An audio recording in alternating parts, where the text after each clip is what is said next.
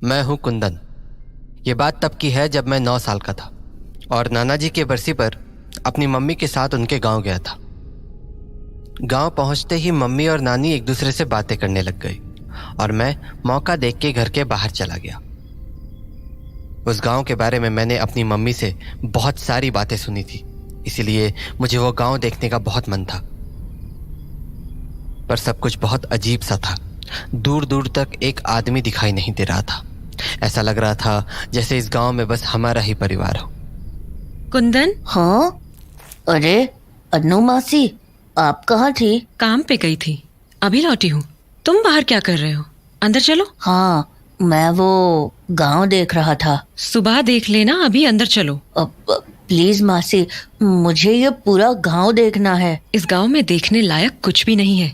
मासी, कुछ तो होगा, आप घुमा दो ना थोड़ी दूर मुझे। मना किया ना मैंने, जिद मत करो और अंदर चलो। मासी प्लीज ना, वो सामने वाले बगीचे तक ही बस चलो ना। बगीचा ही तो नहीं जाना है। मतलब कुछ नहीं। पर मासी। कुंदन! कहा था ना अंदर चलने को। चलो, अब तो डांट भी पड़ेगी। तो मैं और मासी घर के अंदर चले गए और कुछ ही देर बाद मम्मी और नानी खाना खाकर सोने चली गईं और मैं मासी से बात करने लगा। मासी, इस गांव में लोग नहीं है क्या? क्यों? शाम में जब मैं बाहर था मुझे कोई भी नहीं दिखा था। ऐसा क्यों मासी? इस गांव में शाम के बाद लोग अपने घरों के बाहर नहीं निकलते हैं। क्यों? है कुछ वजह। क्या? कहा ना कुछ वजह है। क्या करेगा जान के? प्लीज मासी बताओ ना, मैं किसी को नहीं बताऊंगा। मासी बताओ ना, क्या वजह है? वजह बगीचा है। बगीचा? वो हमारे घर के पास वाला? उसका क्या मासी? वो बगीचा अच्छा नहीं है। मतलब कि उस बगीचे में कुछ है। क्या है? कुछ अजीब, कुछ ऐसी ताकत जो बुरी है। बुरी क्यों? क्योंकि आज तक उस बगीचे में जो भी गया वो कभी लौट के नहीं आया। क्यों? कहाँ गए वो लोग? कोई नहीं जानता, इसलिए उस बगीचे में नहीं जाना है। यहाँ तक कि शाम के बाद तो उसके आसपास भी कोई नहीं जाता, चाहे इंसान हो या जानवर। पर क्यों मासी? कहते हैं वो बगीचा लोगों को अपने पास खींच लेता है। खींच लेता है? पर कैसे? उस बगीचे के पास जाते ही अजीब आवाजें सुनाई देने लगती हैं, जैसे तुम्हें बुला रही हो। वहां पर हमेशा कोहरा रहता है, चाहे मौसम कैसा भी हो। कभी बगीचे के अंदर से किसी की चीख सुनाई देती है तो कभी किसी के हंसने की आवाज। ये तो बहुत डरावना है मासी। अजीब बात तो ये है कि इतनी डरावनी आवाजें सुनने के बाद भी इंसान उस बगीचे की ओर खिंचा चला जाता है। और एक बार किसी ने उस बगीचे के अंदर कदम रख दिया तो उसके बाद उसका लौटना मुश्किल है। इसलिए शाम के बाद कोई भी गांव वाला बगीचे की तरफ नहीं जाता और ना ही हम घर के बाहर निकलते हैं। पर मासी, ये सब बातें सच है क्या? ये कोई मजाक नहीं है कुंदन। पिछले साल ही 2 लोगों ने उस बगीचे में जाने की बेवकूफी की थी। फिर? वो लोग आज तक लापता हैं। पर मासी, वो बगीचा ऐसा क्यों है? मुझे ठीक से तो नहीं पता, पर बड़े बुजुर्ग कहते हैं कि कुछ साल पहले उस बगीचे में गांव के बहुत सारे लोगों ने एक साथ आत्महत्या कर ली थी। एक ही साथ? एक ही रात में लगभग पूरा गांव खत्म हो गया था। पर उन्होंने ऐसा क्यों किया मासी? कुछ साल पहले गांव में एक जमींदार हुआ करता था। उसने धोखे से सभी गांव वालों की जमीन पर कब्जा कर लिया था। गांव वालों ने उसके खिलाफ बहुत आवाज उठाई, कोर्ट कचहरी के चक्कर भी काटे, पर फिर भी कुछ नहीं हुआ। फिर क्या, गांव वालों के पास और कोई चारा नहीं बचा तो अंत में उन सब ने मिलकर उसी बगीचे में जाकर आत्महत्या कर ली। मासी, उस जमींदार का क्या हुआ? हाँ? रात हो गई है, हमें सो जाना चाहिए। पर मासी, उस जमींदार का क्या हुआ? पता नहीं। पर मासी। कहा ना पता नहीं। अब इस बारे में और बातें नहीं, रात बहुत हो चुकी है, जाओ जाकर सो जाओ। मासी, आप उस बगीचे में गए हो? पागल हो गए हो क्या? मैंने कहा ना उस बगीचे के आसपास कोई नहीं जाता। तुम अपना दिमाग कम लगाया करो, समझ गए? जाओ जाकर सो जाओ, रात बहुत हो गई है। मासी से बात करने के बाद मेरे दिमाग में उस बगीचे को लेकर और भी सवाल उठ रहे थे। मेरा मन अब भी उन बातों को मानने को तैयार नहीं था। इसीलिए उस रात जब सब लोग सो गए तो मैं अकेला ही उस बगीचे की तरफ निकल गया। वहां पहुंचने पर मुझे कुछ घर दिखे जो बिल्कुल बगीचे के सामने थे। उन घरों को देखकर ऐसा लग रहा था मानो वो कई दिनों से बंद पड़े हों। दरवाजों पर मकड़े के जाले लग चुके थे और लगभग पूरे घर की दीवार पर जंगली घास उग चुकी थी, पर फिर भी उन घरों के बाहर एक लालटेन लटकी हुई थी। मुझे यह देखकर थोड़ा अजीब लगा। मैंने सोचा भला इन घरों में लालटेन किसने जलाई होगी, यहाँ तो कोई रहता भी नहीं है। मैं उन घरों को देख ही रहा था कि तभी बगीचे का दरवाज़ा दीवार से टकरा गया और रात के सन्नाटे में वो आवाज़ पूरे गांव में गूंज गई। आवाज़ के शांत होने पर मेरा ध्यान बगीचे की ओर जाने वाले रास्ते पर गया। पूरे रास्ते में सूखे पत्ते बिखरे पड़े थे और घास इतनी बढ़ गई थी कि ज़मीन देख पाना मुश्किल था। और उस बगीचे के अंदर के पेड़ अंधेरे और कोहरे के बीच छुप से गए थे। मुझे ये बात भी अजीब लगी थी क्योंकि बगीचे के बाहर कोहरा बिल्कुल भी नहीं था। फिर मैंने सोचा हो सकता है पेड़ ज़्यादा होने के कारण बगीचे के अंदर कोहरा हो। मैं ये सब सोच ही रहा था कि मुझे बगीचे में से किसी के भागने की आवाज़ आई, पर जब मैंने बगीचे की ओर ध्यान से देखा तो मुझे वहाँ कोहरे के अलावा कुछ नहीं दिखा। मैंने उस बात को अपना वहम समझकर टाल दिया और बगीचे को करीब से देखने की सोचने लगा। पर तभी मुझे ऐसा लगा जैसे मेरे आसपास कोई खुसफुसा के बात कर रहा हो।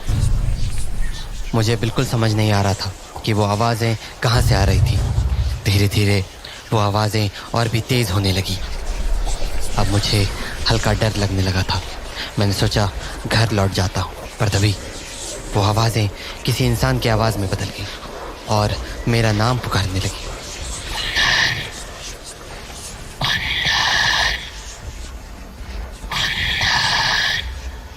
मेरी हालत खराब हो रही थी। मैं वहाँ से भागना चाहता था पर मेरे पैर मानो जम से गए थे और धीरे धीरे करके वो आवाज़ें और भी तेज़ हो रही थी।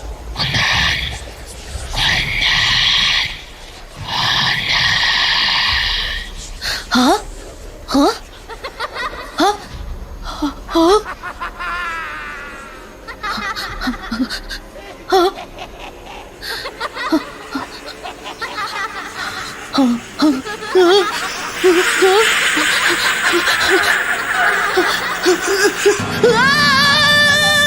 कुंदन, मासी, क्या कर रहे हो तुम यहाँ? पागल हो गई हो क्या? मासी, तुम्हें पता भी है ये कितनी खतरनाक जगह है? मासी, मैं वो खड़े खड़े मेरा मुंह क्या देख रहे हो? चलो यहाँ से। मासी, कहा ना यहाँ से चलो, जल्दी चलो। जिस तरह से मासी मुझे वहाँ से घर लेकर आई थी, मुझे समझ आ गया था कि मैंने कोई बहुत बड़ी गलती कर दी है, पर मैं ये समझ नहीं पा रहा था कि आखिर मासी इतनी डरी हुई क्यों थी। अगले दिन मासी और मम्मी को किसी काम से मार्केट जाना था, तो वो मुझे नानी के पास छोड़ गए। मम्मी मासी को गए काफ़ी टाइम हो चुका था, तो मैं खाना खाने के लिए किचन में जाकर नानी के पास बैठ गया। पर मैं अभी भी मासी की बताई बातों के बारे में सोच रहा था, तो मुझे लगा क्यों ना नानी से ही सच पूछ लूं। नानी, क्या बगीचे में जाना मना क्यों है? मतलब? हाँ, बगीचे में कोई भी नहीं जाता ना। किसने कहा? वो मासी कह रही थी। ये सब फालतू चीजें हैं, समझा? इन बातों पर ध्यान मत दे। नहीं नानी, मासी कह रही थी वहाँ पर लोगों ने आत्महत्या कर ली थी किसी जमींदार के कारण। अरे क्या जमींदार के कारण? वो लोग कुछ काम वाम करते थे नहीं, खाने वाने को होता नहीं था तो मर गए भूखमरी से। इसमें जमींदार की क्या गलती? ओ, और जमींदार? क्या जमींदार? जमींदार का क्या हुआ? क्या मतलब क्या हुआ? कुछ नहीं हुआ, क्या होगा? मतलब वो कहाँ है अभी? कहाँ रहेगा? यही है, इसी गांव में। पर तू छोड़, तू नहीं समझेगा। क्या नहीं समझूंगा? बताओ ना नानी, कहाँ है वो जमींदार? अरे क्या करेगा जानकर, तुझे थोड़ी दिखेगा वो। हाँ, क्यों? क्यों नहीं दिखेगा? बस ऐसे ही। अब बातें मत कर और खाना खा। नानी, पर वो है कहाँ? बताओ ना। अरे यहीं तो बैठा है तेरे बगल में, तुझे ही देख रहा है। हाँ, मेरे बगल में नानी क्या बोल रही हो? ओफो, मैंने पहले ही बोला था ना कि तुझे नहीं दिखेगा। अब ज्यादा सवाल मत कर। पर कहा ना, दिमाग मत लगा, चुपचाप खाना खा और सो जा जाके। हाँ। मुझे नानी की बातें अजीब लगने लगी थी, तो मैंने जल्दी से खाना खाया और खटिया पर जाकर लेट गया। पर मेरे दिमाग में अब भी नानी की कही बातें चल रही थी।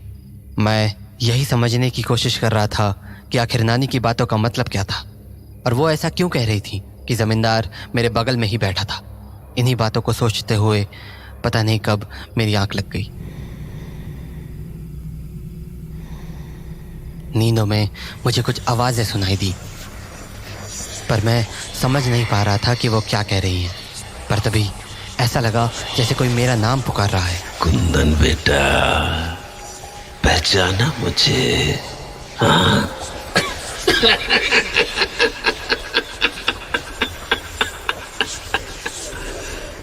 मैं उन आवाज़ों को ध्यान से सुन ही रहा था कि तभी मेरी आंखों के सामने मेरे नाना का चेहरा आ गया।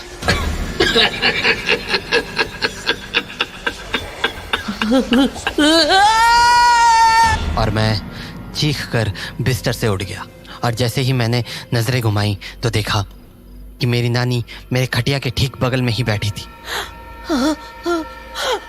क्या हो गया?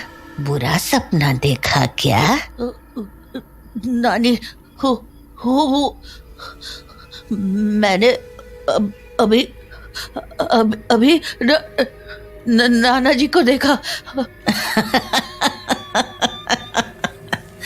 तो दिख ही गया ना तुझे जमींदार।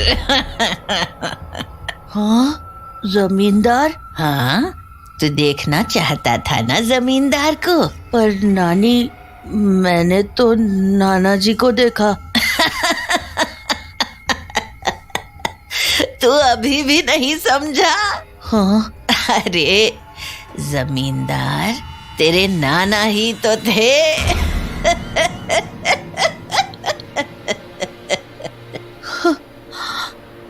मुझे ये तो नहीं पता कि जमींदार वाली कहानी की असलियत क्या थी, पर उस रात के बाद मैं इतना तो ज़रूर समझ गया था कि वो गांव सचमुच भूतिया था, और उसका कुछ ना कुछ संबंध मेरे नाना नानी से ज़रूर था।